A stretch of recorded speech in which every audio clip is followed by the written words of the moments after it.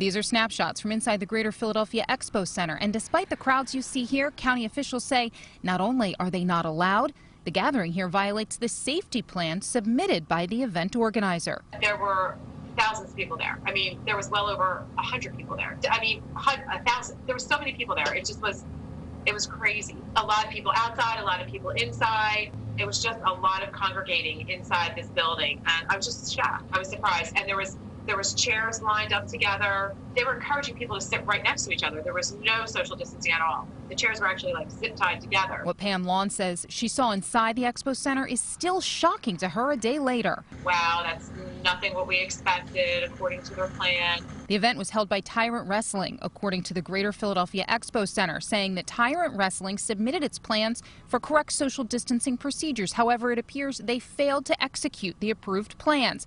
And as a result, they say Tyrant's event, scheduled for 2 weeks, has been canceled.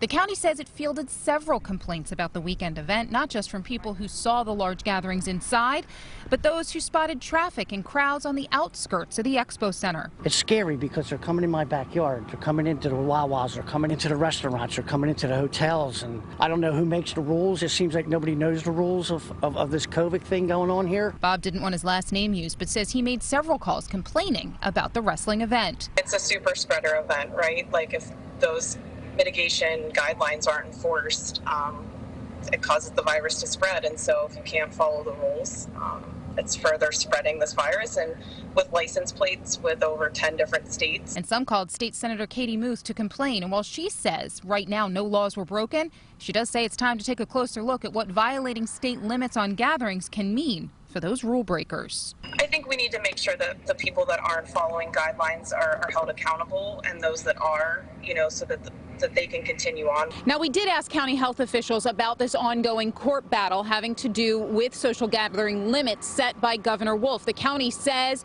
when those social gatherings happen inside a business, those limits can and will be enforced, and it's looking ahead to see what other penalties it can enforce if those rules are broken. In Oaks, Deanna Durante, NBC10 News. And NBC10 reached out to Tyrant Wrestling for their response, but we have not yet heard back. Jim?